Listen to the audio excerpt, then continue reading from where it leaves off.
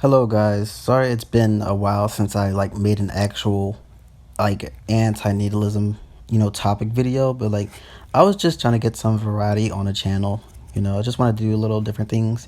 Might put out a little more songs or something like that. But yeah, today we're going to be talking about consent.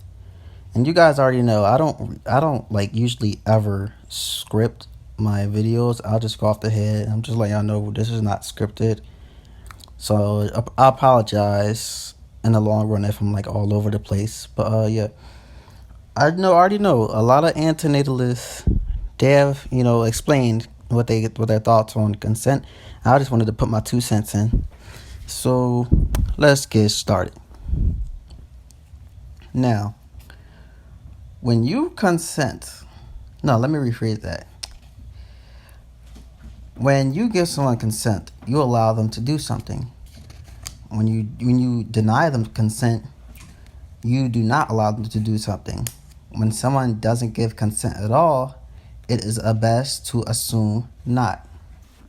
For example, if I walked up to a woman and asked her, "Can I touch your hair?" and she says yes, then I'm going to touch her hair because she allowed me to. If I ask, "Can I touch your hair?" and she says no, then I'm not going to touch her hair, of course. But if I ask her, "Can I touch her hair?"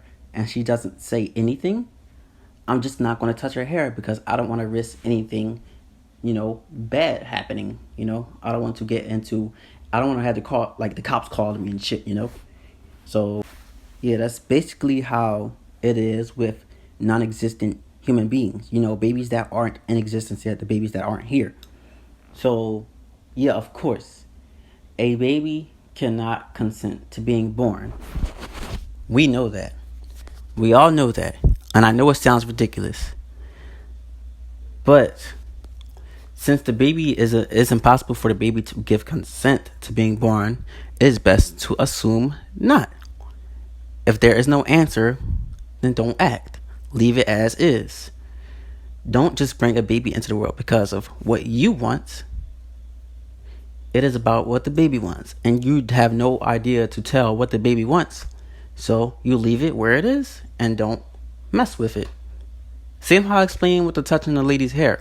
If I ask her to touch her hair and she doesn't say a damn thing, I'm not going to touch her hair. I'm going to leave it as is. That's what people should do with children. But no, they think, well, I think this child's going to be something great. It's going to be my gift from God. And having children is a part of life. So I'm going to rip them out of existence anyway and bring them here so they can work for me for 18 years. And then I can kick them out if I want to. That's how all this bullshit goes. So this reality that they have no idea of, no knowledge of, oh shit, I'm getting notifications, sorry, that they have no knowledge of, they don't know about the good things and the bad things, they don't know anything. You're just gonna be like, oh, too bad, I'm gonna put you here anyway, so you can listen to me like you're some kind of pet. I'll tell you what to do for 18 years, and then, force you to do all these things, and then you gotta work like a slave for the rest of your life. It's cruel to me, And some people will try to say, oh, if you don't bring the baby into existence, you're denying it existence. No, let me explain that very clearly for you. If something does not exist, how can I deny them something? That's like me looking into the air and saying, I deny you to be here. Okay, that was a terrible example. I'm not going to lie. But that's like me talking to nothing and saying, you can't come here. How can nothing come here if it isn't a thing? How can you deny something that is nothing, something that is nothing? How can you deny a being that doesn't exist? Life, how can you deny them life when that something doesn't even exist? You really have to have, a certain amount of brain capacity to understand what the fuck we're talking about. It's not rocket science. It's not that hard. If there is nothing, how can I deny that nothing something if that something is something that nothing will never experience because they're nothing? You know what I'm saying? If you don't exist, you're not deprived of anything good. Let's say if life was 100% cheers and happiness. Yeah, of course. I'll be okay with bringing a child here if there's like no pain and all that stuff, like absolutely no pain. Yeah, I'll be okay with it. But even if this was the case, if life was 100% pain and no suffering, no bad things, all positivity, right? It would still be okay to not bring a child here because they are not deprived of any of these good things because they don't know about these good things and they don't have a brain to not know. They don't have a brain to know. They don't have a conscience. How can something that doesn't exist be affected negatively by not getting something that does exist?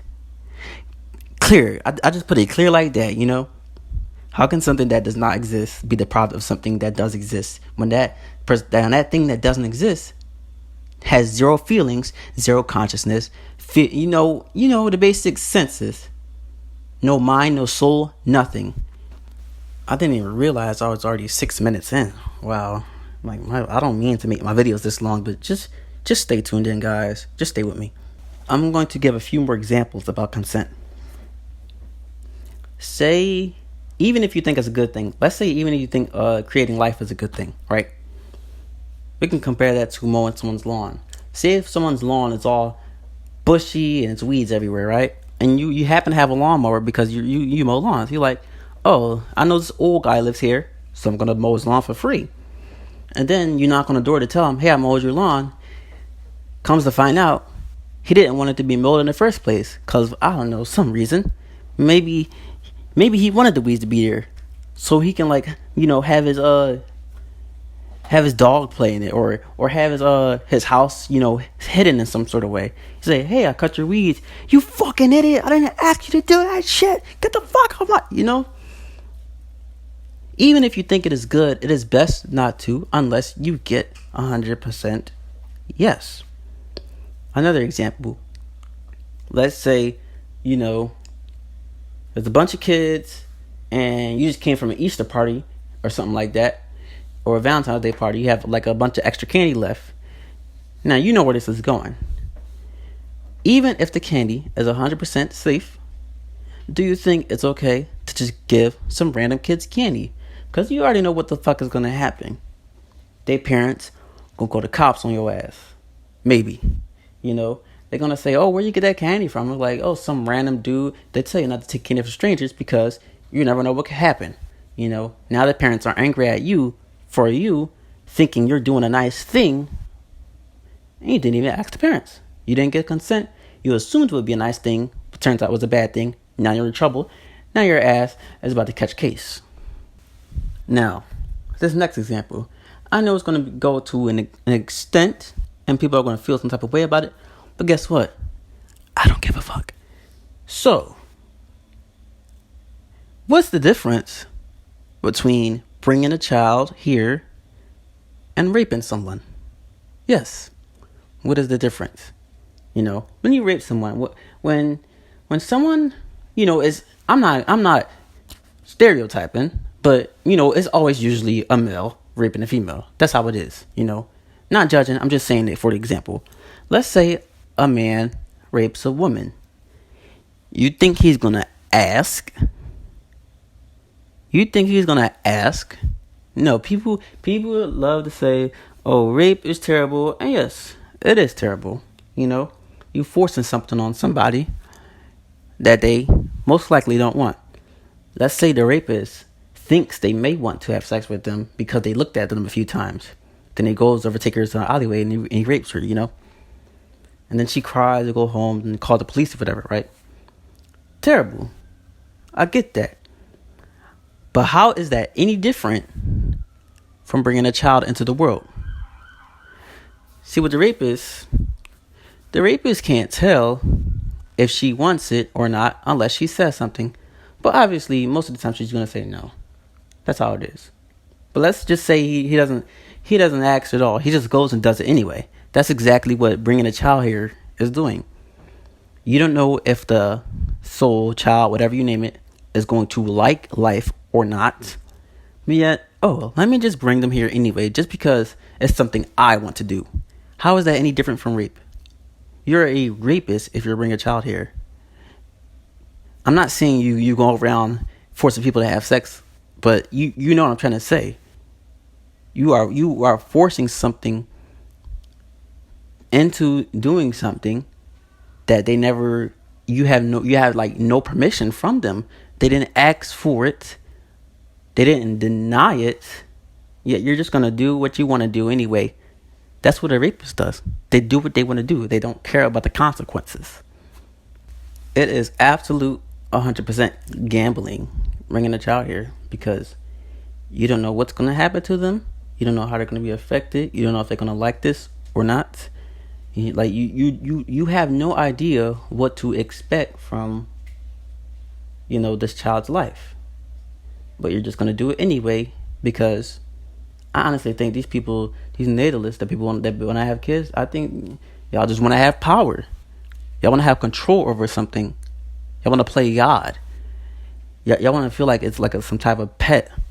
Like I said in my previous song. A child is not a pet. It's not a toy. It's not yours. It's not something to toy with. You get what I'm saying. It's not something for you to control and tell what to do. And it's not something for you to beat on. It's not something for you to bring into existence, period. Because you have no knowledge of if they wanted to come here or not. So just leave it as is. You're not denying them existence if you don't conceive them. Because you can't deny something that doesn't exist. You can't deny them something that does exist. And people like to say it's wrong to kill someone. And I agree with that. You don't have a right to. I mean, I'm okay with abortion, but someone that's fully grown and everything, I agree with that. You don't have a right to just, walk up to them and end their life. That should be their decision if they want to end their life. They say it's wrong to kill someone, but it's okay to have children. It's wrong to end a life, but it's okay to start one. I think it's wrong to start one and end one. You don't know if that. I mean, of course, 9 times out of 10, that person doesn't want to die. But like I was saying, you don't know if they want to die or not, so don't kill them. And you don't know if the baby wants to be born or not, so don't conceive them. And there's the last thing I want to get to. For the people that think life is so precious, let's go to school and then meet new people and let's innovation. And the future, you have the future. The future's ahead of you. Go to college and all that stupid optimistic shit. I sound so evil right now, but that's what it is, right? What if that's the child most people that have children. That's the life that most people want their children to have. Successful, rich, and living the life. You know what I'm saying? Most people want their child to have that kind of life. What if it turns out bad? This brings me back to what I said about gambling. You think your child's gonna have a great, successful, happy life, gonna have kids and get married and buy a big house and have a pool in the backyard and all that shit, right? You want your child to do all those great things, but what if it turns out bad? What if they just wind up being some bum on the street? Most people don't want that to happen, obviously. What if it does happen? It's gambling. You cannot ensure that great life I explained, that what everyone wants for their child, you cannot ensure that's gonna 100% happen, because you can't control the decisions and paths of life your child takes. Or it can be your child's life can be affected by someone else. Someone else can put them in a position or take their spot that your child is trying to reach. And now your child has to deal with, the second place opportunities and shit, the alternatives. Now they're working some 9 to 5 for years just to pay some bills in some some lame ass apartment. And they're working every single day, going through a bunch of bullshit every day with a bunch of motherfuckers that don't like them. And it's just the same thing, you know, every day. Is that what you want to risk on your child? Say if it gets worse than that, you know. Say if they like always getting in fights and they get fired from their job and they move back in with you and they're just, you know, eating every day and sleeping all day and shit, and they're just tired with life completely. The life that you gave them and thought was going to be so special, you brought them here, and they get tired of it completely. They're only going to have two options. They're going to live in the pain that they go through every day and deal with all this bullshit, which is extremely difficult, or they're going to kill themselves. You know, if you gamble, that is a possibility you can get. You know, they only have two options. They're going to live through the bullshit and try their best to just, you know, live in torment, which is extremely difficult, like I said, or they're just going to off themselves somewhere, sometime, someday.